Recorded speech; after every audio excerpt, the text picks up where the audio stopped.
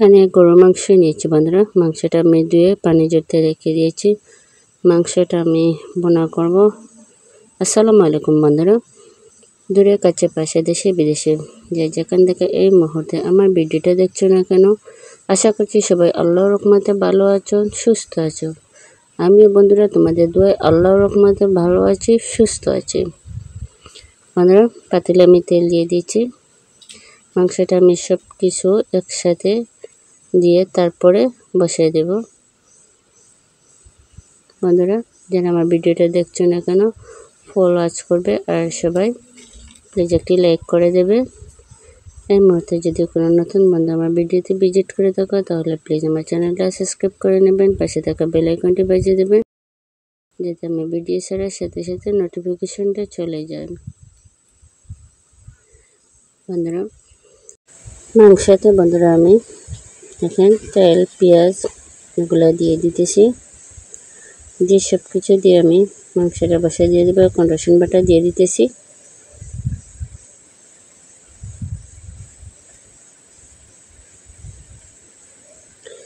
বন্ধুরা, রমজান মাস তাই যতটুকু পারি চেষ্টা করি, যা কিছু করি না কেন, যা কিছু রান্না করি না কেন তোমাদের সাথে একটু একটু করে শেয়ার করার জন্য।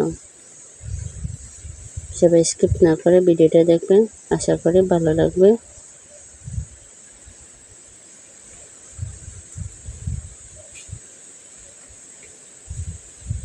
এখানে দেখেন আমি মরিচ, হলুদ, স্বাদ মতো লবণ, দালচিনি, এলাচি এগুলো দিয়ে দিতেছি। দিয়ে আমি মাংসটা মাটির চুলের মধ্যে বসিয়ে দিতেছি বন্ধুরা, কারণ গরুর মাংস রান্নাটা চুলের মধ্যে রান্না করে খেতে ভালো লাগে। শেষে রান্না করে তেমন একটা ভালো লাগে না, মানে স্বাদটা আসে না। তাই মাটির চুলের মধ্যে মাংসটা আমি রান্না করতে বসিয়ে দিয়েছি। বলক এসেছে দেখেন, আমি নেড়ে চেড়ে দিতেছি। আর এখানে তো 2-3টে টমেটো আমি দিয়েছি ব্যাক ক্যামেরাতে। এখানে দেখেন আমি চানাটাও ভাজি করে নিয়েছি, তোমাদের সাথে শেয়ার করে নিই ব্যাক ক্যামেরাতে। সেটা সব কিছু মশলা দিয়ে আমি চানাটা ভাজি করে নিচ্ছি।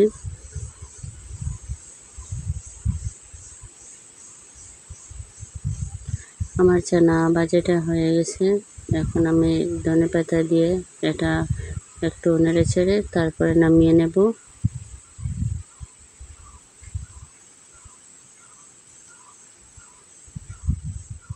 যখন আমি 3-4 মিনিট ধনেপাতা দিয়ে নেড়ে ছেড়ে সেটা এখন নামিয়ে নিচ্ছি।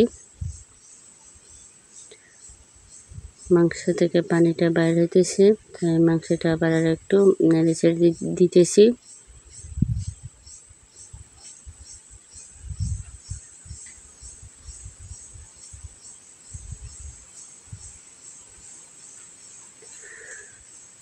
এখন আমি মাংসের মধ্যে পানিটা দিয়ে দিতেছি বন্ধুরা, সিদ্ধ হওয়ার জন্য।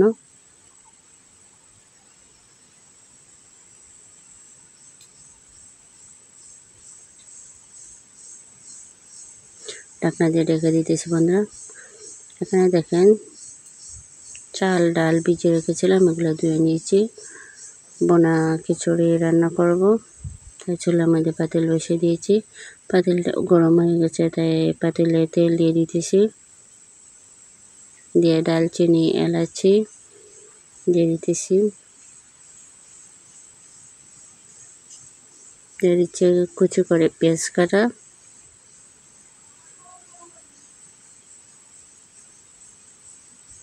দিয়ে একটু নেড়ে চেড়ে দিতেছি। দিয়ে দিচ্ছি একটু রসুন বাটা।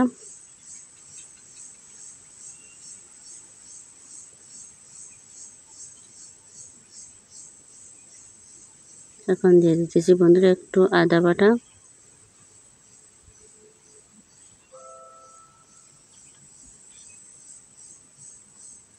দিয়ে দিচ্ছি 2টো টমেটো কেটে রেখেছিলাম।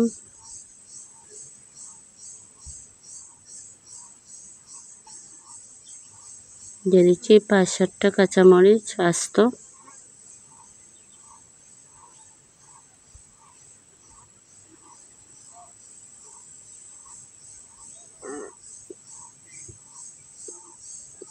আরও কিছুক্ষণ পর বন্ধুরা মশলাটা দেখে নেড়ে চেড়ে দিতেছি। এখন আমি চাউল ডালগুলা ঢেলে দেব।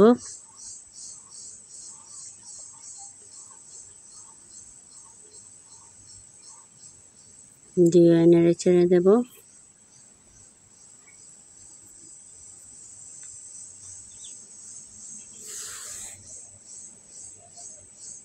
দিয়ে দিচ্ছি গাজর, কুচি করে কেটে রেখেছিলাম, গাজরগুলো ঢেলে দিচ্ছি।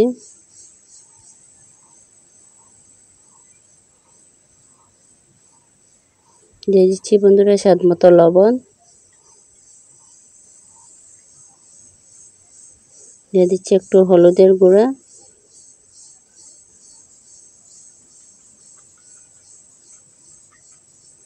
দিয়ে এটা আমি ভালো করে দেখেন নেড়ে চেড়ে দিতেছি। এখন আমি পানি দিয়ে দিতেছি। পানি দিয়ে নেড়ে চেড়ে দিয়েছি। এটা হওয়ার পরে তোমাদের সাথে শেয়ার করতেছি বন্ধুরা।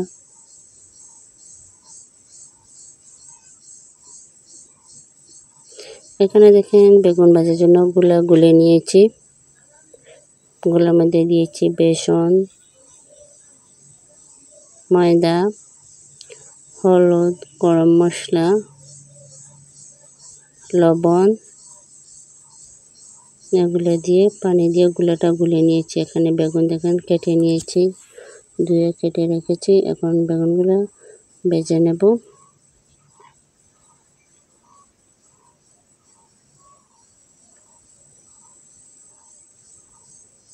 বেগুন ভাজার জন্য বসায় দিয়েছি কড়াইতে তেল দিয়ে দিয়েছি। তেলটা আমার গরম হয়ে গেছে। এখন বন্ধুরা আমি আস্তে আস্তে এক পিস করে বেগুনগুলো বেসনের মধ্যে ডুবিয়ে তারপরে ভাজার জন্য দিয়ে দেব।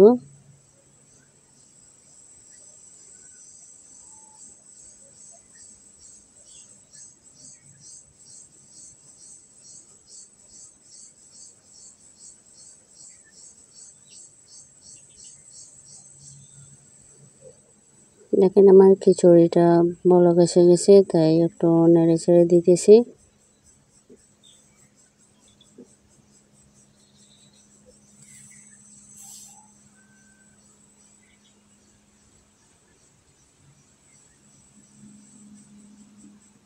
বেগুনগুলো আমি এক পিঠ হয়ে গেছে আর এক পিঠ উল্টে দিচ্ছি।